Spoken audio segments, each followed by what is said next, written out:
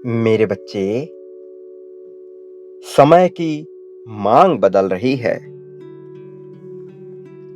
मनुष्य अब वह सब कुछ करने को उतावला हो रहा है जो करने का उसे अधिकार तो है, लेकिन एक संयमित सीमा के भीतर।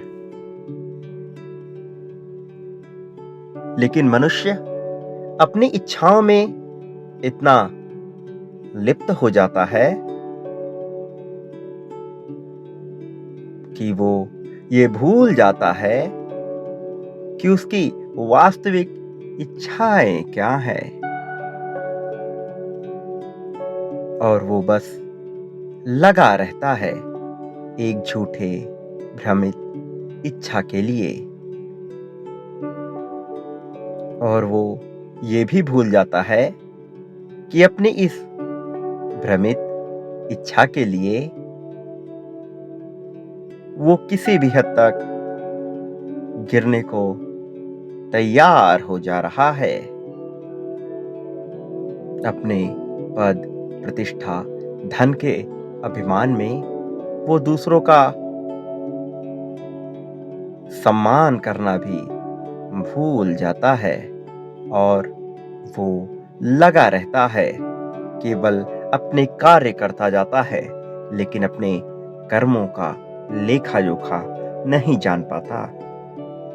वो अपने कार्य में तो आगे बढ़ता जाता है, लेकिन अपने कर्मों को कुकर्म में बदलता जाता है। मेरे बच्चे, मनुष्य की इच्छाएं इतनी बढ़ती जाती हैं कि वो सब कुछ भूल जाता है। वो अपनों का साथ भूल जाता है, वो प्रेम भूल जाता है, वो बस एक भ्रमित इच्छा के लिए लगा पड़ा रहता है। जब उसके पास जीवन होता है तो वो ये नहीं सोच पाता कि उस जीवन को जिया कैसे जाए। वो बस लगा रहता है एक सुनहरे भविष्य के लिए। वो कार्य करता है, निरंतर कार्य करता है एक सुनहरे भविष्य के लिए, लेकिन वो सुनहरे भविष्य के चक्कर में अपना आज भूलता जाता है। उन लोगों को भूलता जाता है जो उससे वास्तव में प्रेम करते हैं। वो भूलता जाता है उन मुस्कान को जिसके लिए वो ये सब कार्य कर रहा है। और फिर वो अपने अहंकार में इतना बंध जाता है कि उसे केवल स्वयं से, अपने परिवार से ही मतलब रह जाता है। लेकिन वो इच्छा इतनी बांध देती है कि वो अपने परिवार को भी खुश नहीं रख पाता, और बस सुनहरे भविष्य की कामना करता रहता है। मेरे बच्चे, लेकिन इन सब के बीच कुछ मनुष्य ऐसे होते हैं जो अपने आज को जीना चाहते हैं, लेकिन वो जी नहीं पाते, क्योंकि वो समस्याओं से इतने बंधे होते हैं, इतने बंधन, इतनी बेड़ियां उनको जकड़े हुए होती हैं कि वो चाह कर भी वो नहीं कर पाते जिससे उन्हें वर्तमान में खुशी मिल सके। और फिर धीरे धीरे वो बंधते चले जाते हैं अपने ही जीवन की जंजीरों से। धीरे धीरे वो हंसना भूल जाते हैं। जब उन्हें कुछ पल मिलते हैं हंसने के, तो वो उसे संजो कर रख लेना चाहते हैं, और फिर जब वो पल धीरे धीरे खत्म होते हैं तो निराशा के बादल फिर से उनके जीवन में छाने लगते हैं। मेरे बच्चे, तुम इसी प्रकार के एक मनुष्य हो जो वर्तमान में जीना तो चाहते हो, लेकिन तुम्हें इतने बंधनों ने बांध रखा है, इतने अभावों ने घेर रखा है कि तुम उस जीवन को जी नहीं पा रहे हो। चाह कर भी तुम उस जगह नहीं पहुंच पा रहे जिसे पाने की, जहां पहुंचने की कामना तुमने सदा से ही की है। वहीं तुम्हारे विपरीत ज्यादातर मनुष्य केवल अपने लाभ के लिए, एक भ्रमित इच्छा के लिए जीवन जीते जा रहे हैं। वो एक उधेड़-बुन में फंसकर एक प्रकार के कार्य निरंतर करते जा रहे हैं। भले ही उनके इस कार्य से, उनके इस कृत्य से दूसरों को लाभ हो या ना हो, वो इसकी परवाह किए बिना ही बस लगे रहते हैं। मेरे बच्चे, तुम्हारा जीवन विभिन्न प्रकार के दौर से गुजरा है। मैं जानता हूं कि तुम क्या सोचते रहते हो, लेकिन तुम्हारे भीतर एक खासियत है जो अन्य लोगों से विपरीत है। जैसे अन्य लोग केवल अहंकार के मद में चूर होकर अपने लिए कार्य करते जाते हैं और अपने परिवार को भी भूलते चले जाते हैं, अपने उस समाज को भूलते चले जाते हैं जहां से उनकी परवरिश हुई थी। वो भूलते चले जाते हैं उन मुस्कान को, वो भूलते चले जाते हैं उस आंचल को, वो भूलते चले जाते हैं उस प्रेम को जो उन्हें बचपन से मिला था। उन्हें याद रहता है तो केवल पीड़ा, उन्हें याद रहती है तो केवल अपमान। वो केवल अपमान, दुख, दर्द, पीड़ा की बातें करते हैं। लेकिन तुम उनसे अलग हो, तुम उनसे विपरीत हो। वो जहां विनाश का स्वागत कर रहे हैं, वहीं तुम नए सृजन की चाह रखते हो। वो विनाश की लीला के भागी बन रहे हैं तो तुम नए सृजन के भागी बन रहे हो। तुम में उनसे बहुत सारे अलग अलग गुण मौजूद हैं। इसलिए तुम्हारी यात्रा उनकी यात्रा से अलग होगी। तुम निरंतर एक प्रकार के कार्य तो कर रहे हो, लेकिन तुम्हारी इच्छा अलग है। तुम्हारी इच्छा विपरीत है उन सभी लोगों से जो भ्रमित हैं। तुम एक लक्ष्य पे केंद्रित तो नहीं हो, लेकिन तुम्हारी इच्छाएं एक लक्ष्य पर केंद्रित हैं। तुम्हारा जीवन एक लक्ष्य की ओर तो नहीं बढ़ रहा है, लेकिन तुम्हारे भीतर दबी हुई इच्छा एक ही लक्ष्य को पाना चाहती है। चाहे धन की बात हो, चाहे पद की बात हो, प्रतिष्ठा की बात हो या सम्मान की बात हो, तुम केवल और केवल मुक्ति चाहते हो, स्वतंत्रता चाहते हो, आजादी चाहते हो उन सामाजिक बंधनों से जिनमें तुम आज तक बंधते चले आए हो। तुम आजादी चाहते हो उस आर्थिक तंगी से जो तुमने पहले बहुत ज्यादा देखी है। तुम आजादी चाहते हो समाज के उन कुरीतियों से, उन पुराने रीति रिवाजों से जो बिना मतलब ही समाज के नाम पर तुम लोगों पर थोप दिए गए हैं। तुम आजादी चाहते हो अपने मानसिक विचारों से, उन विचारों से जो तुम्हारे परवरिश की वजह से, जो तुम्हारे पर्यावरण की वजह से, जो तुम्हारे वातावरण की वजह से तुम्हारे जीवन में ला दे गए हैं। तुम निडर होना चाहते हो, लेकिन भय ने तुम्हें इस प्रकार घेर रखा है कि तुम चाहकर भी निडर नहीं हो पा रहे हो। मेरे बच्चे, मैं जानता हूँ तुम भ्रमित नहीं हो, बल्कि तुम तो पूरी तरह से स्पष्ट हो अपनी इच्छा को लेकर। लेकिन यदि कहीं तुम भ्रमित हो तो वो है तुम्हारा ये भौतिक जीवन। तुम मुक्ति की चाह तो रखते हो, तुम स्वतंत्रता की चाह तो रखते हो, लेकिन उस स्वतंत्रता तक किस प्रकार से पहुंचना है, उस मुक्ति तक किस प्रकार से पहुंचना है, तुम ये समझ नहीं पाते और प्रेम और धन को ही साधन मान बैठे हो। यही कारण है कि तुम्हारी इच्छा के केंद्र बिंदु में धन बसा हुआ है। तुम्हारी इच्छा के केंद्र बिंदु में प्रेम बसा हुआ है। इससे ऊपर क्या है, तुम उस आयाम तक पहुंच नहीं पा रहे।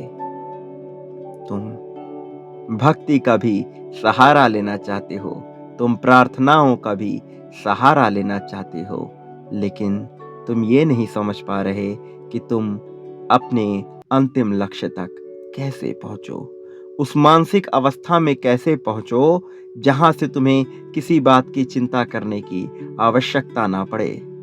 तुम उस मानसिक अवस्था तक कैसे पहुंचो जहां से तुम्हें किसी भी बात को लेकर, किसी भी मनुष्य को लेकर, किसी भी परिस्थिति को लेकर कोई डर ना हो, जहां पर तुम किसी भी प्रकार के कर्म, कांड, प्रथा से मुक्त हो जाओ, जहां तुम्हें भय ना रहे, जहां तुम्हारे भीतर करुणा हो।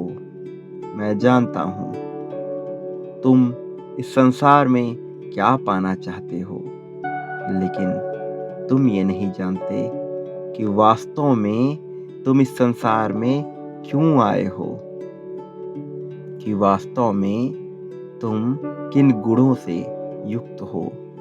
तुम मंथन करते हो कभी कभी अपने जीवन का, तुम मंथन करते हो उन लोगों के व्यवहार का जिनसे तुम्हें या तो प्रेम मिलता है या आघात मिलता है, लेकिन तुम ये नहीं समझ पाते कि संसार में कोई और भी है जो सब कुछ चलायमान रखता है।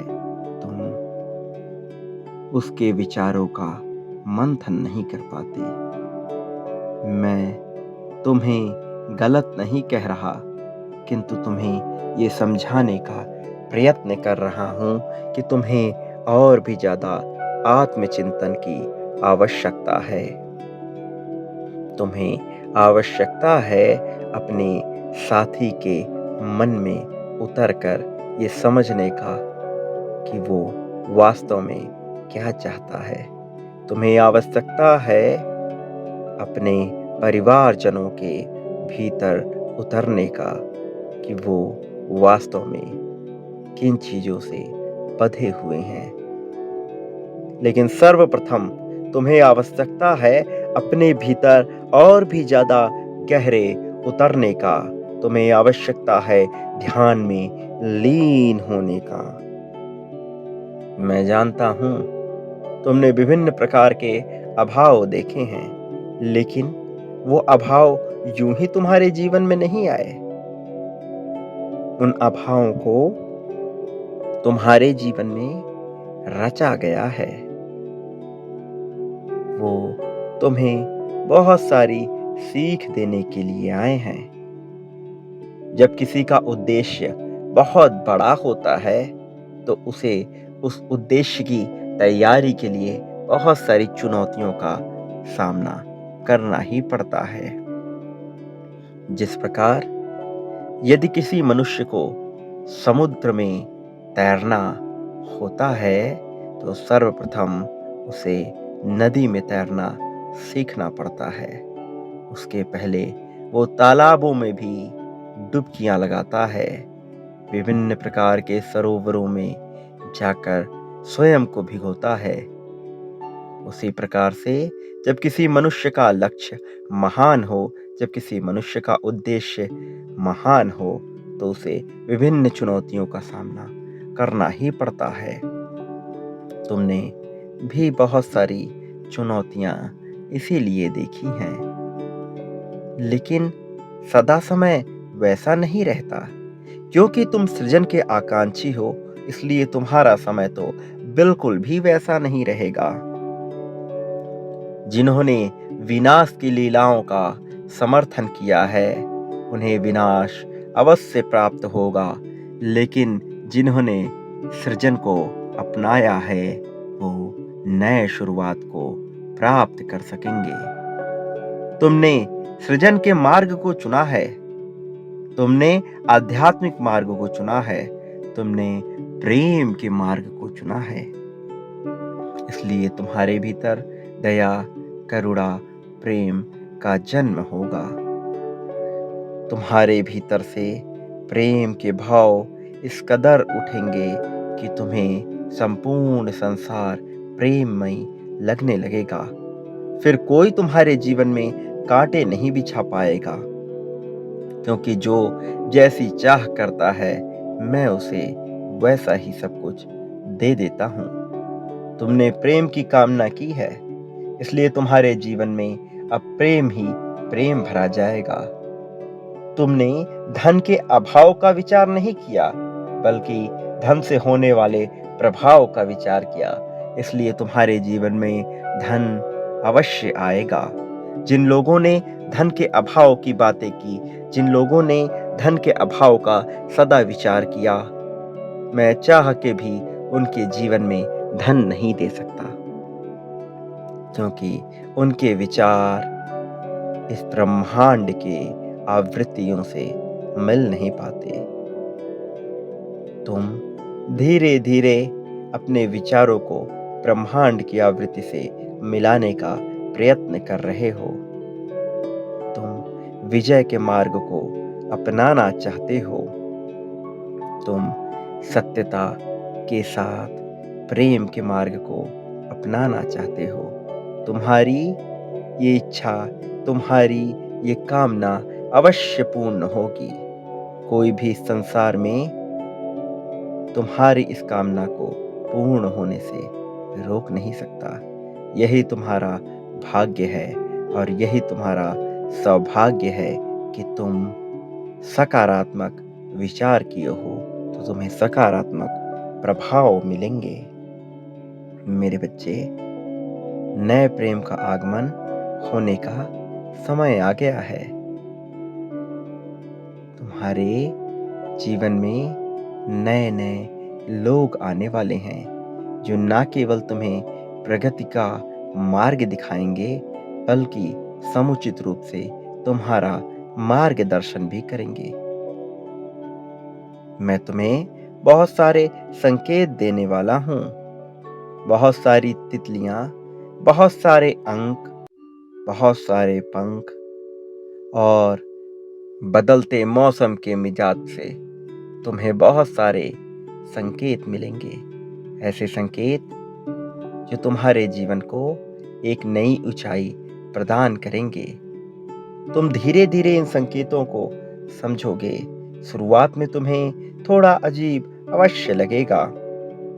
शुरुआत में तुम उन्हें ढूंढने का प्रयत्न करोगे, लेकिन धीरे धीरे तुम इस प्रकार आदी हो जाओगे कि तुम्हें कुछ भी ढूंढने की आवश्यकता नहीं पड़ेगी। सब कुछ तुम्हारी आंखों के समक्ष दिखेगा।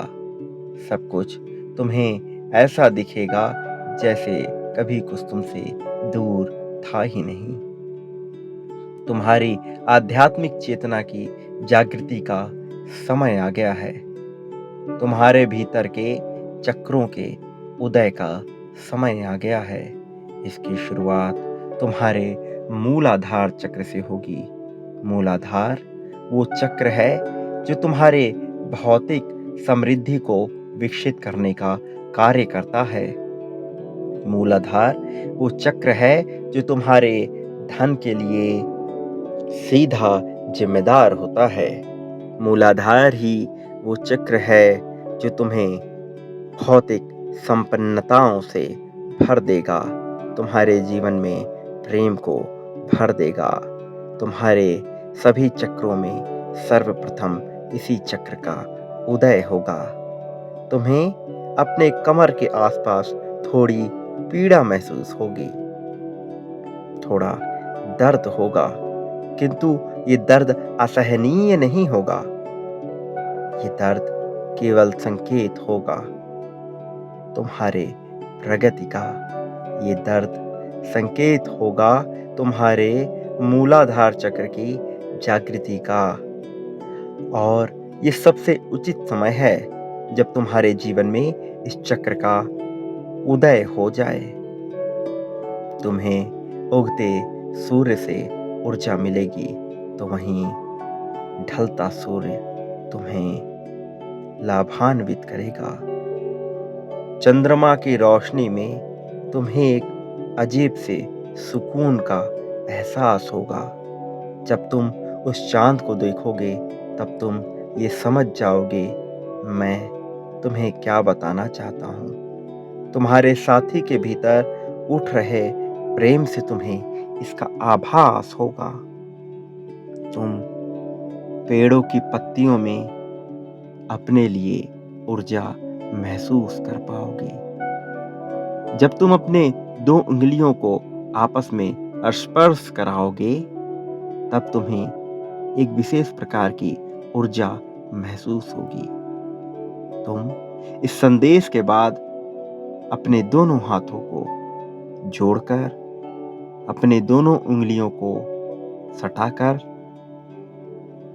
उस अनुभव को महसूस करना। तुम ऊर्जा के आदान प्रदान को महसूस कर पाओगे। तुम समझ पाओगे मैं तुम्हें क्या बताना चाहता हूँ। मेरे बच्चे, अपने भीतर से सभी भय निकाल दो क्योंकि तुम्हारी विजय सुनिश्चित हो चुकी है। तुम पहले ही चुने जा चुके हो। कोई भी अब तुम्हें हरा नहीं सकता। इस सब के बीच एक बात याद रखना, मेरा आशीर्वाद हमेशा तुम्हारे साथ है। तुम्हारा सदा ही कल्याण होगा। तुम विजय रथ पर चढ़ने वाले हो। सदा सुखी रहो। तुम्हारी प्रगति होगी।